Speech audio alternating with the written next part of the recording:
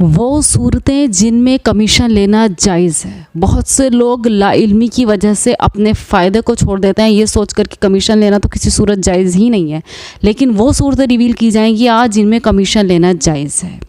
अगर बायर और सेलर के दरमियान मामला तय कराने में जो शख्स अपना किरदार अदा करता है उसको दलाल यानी कि एजेंट कहते हैं।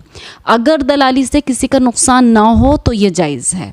इसी तरीके से कमीशन एजेंट के बारे में सुनिए। कमीशन एजेंट की हैसियत असल में वकील और दलाल की होती है और उनकी उजरत लेना जायज़ है। एजेंट जिसके लिए काम करता है उससे उजरत ले लेगा, दूसरे से नहीं। और अगर कोई एजेंसी ख़रीदने और बेचने वाले दोनों के लिए काम करता है तो उसके लिए दोनों से ही उजरत लेना जायज़ है। थर्ड पॉइंट, कमीशन के जायज़ होने का उसूल ये है कि कमीशन किसी ऐसे काम पर न लिया जाए जिसका करना पहले से ही उस पर लाजिम और ज़रूरी हो, जैसे सरकारी मुलाजिम कर लोगों के लिए काम करने पर पैसा लेना, ये जायज़ नहीं।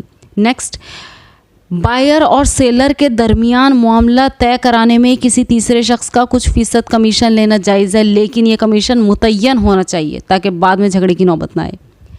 अगर कोई शख्स दूसरे का माल फ़रोख्त करता है और उसने मालिक से तय कर रखा है कि जितना माल फ़रोख्त करेगा उस पर इतने फ़ीसद रकम अपनी उजरत के लेगा, उजरत के यानी अपनी मजदूरी के लेगा, तो उसकी गुंजाइश है।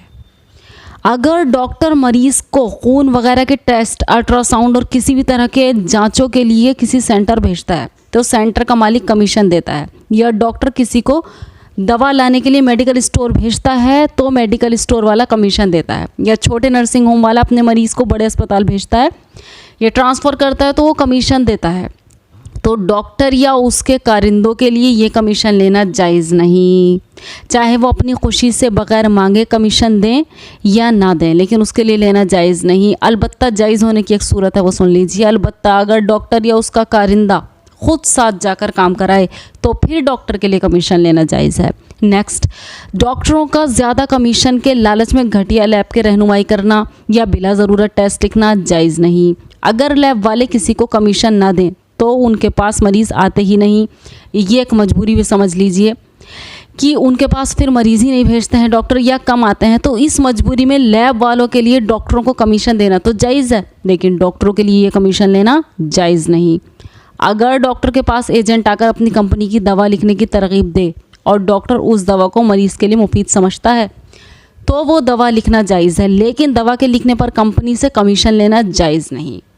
दवा की कंपनी कुछ दवाएं सैंपल यानी नमूने के तौर पर देती हैं, उन पर लिखा होता है कि ये दवा मुफ्त दी जाए, मगर एजेंट और डॉक्टर उनको फ़रोख्त कर देते हैं। एजेंट कंपनी के वकील होते हैं, मालिक नहीं, इसलिए एजेंट का उन दवाओं को बेचना जायज़ नहीं। ऑटो, टैक्सी, गाड़ी वाले, होटलों और गेस्ट हाउस तक का ग्राहक को लाने पर जो कमीशन लेते हैं वो जायज़ है। अब कारपेंटर और प्लम्बर का समझ लीजिए कि इनका किस कंडीशन में, 3 इनकी कंडीशन है। अगर सामान समेत काम करने का ठेका लेते हैं, जो प्लम्बर या कारपेंटर होते हैं वो अगर सामान समेत काम करने का ठेका लेते हैं और ख़ुद ही दुकानदार से सामान खरीद कर लाते हैं तो दुकानदार से कमीशन लेना जायज़ है। अगर सिर्फ मजदूरी पर काम करते हैं और मालिक खुद सामान खरीद कर लाता है, उनके ज़िम्मे सामान लाना नहीं है, तो उनको दुकानदार से कमीशन लेना जायज़ नहीं। अगर सिर्फ काम का ठेका लेते हैं और मालिक खुद सामान खरीद कर लाता है, उनके ज़िम्मे सामान लाना नहीं है, लेकिन ठेका लिया है, तो उनको दुकानदार से कमीशन लेना जायज़ है। और अगर सेलर ने किसी शख्स से कहा कि वो ग्राहक तलाश करके उसकी दुकान पर लाए तो फिर उस शख्स के लिए अपनी उजरत या कमीशन मांगने की गुंजाइश है।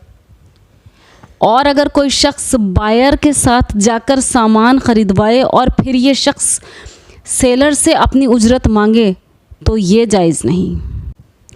स्कूल वालों को निसाब की किताबें ख़रीदने के लिए किसी ख़ास दुकान की रहनुमाई करने पर दुकान वाले से कमीशन लेना जायज़ नहीं। लकड़ी की आड़त वाले को बायर और सेलर दोनों से मुतय्यन फ़ीसद के एतबार से कमीशन लेना जायज़ है। अगर ज़मीन जायदाद की ख़रीदो फ़रोख्त में 2% या जो भी दलाली का कमीशन मुतय्यन हो, दोनों तरफ से हो या एक तरफ से लेना जायज़ है।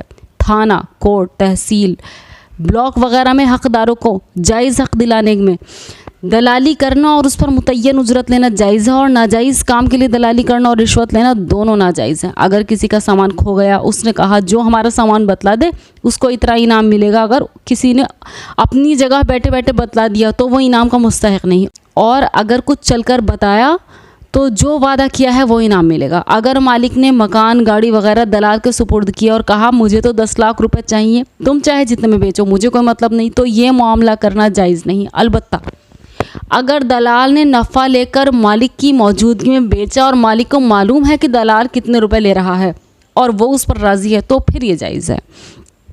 अगर कोई शख्स दूसरे को माल फ़रोख्त करके कुछ फ़ीसद रकम मालिक से छिपा कर रख लेता है तो ये ख़यानत और नाजायज़ है।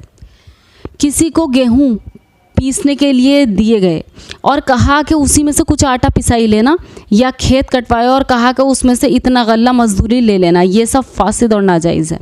अगर कोई शख्स 50,000 का सामान लेकर 60,000 के बिल की रसीद बनवाता है तो वो धोखा दे रहा है।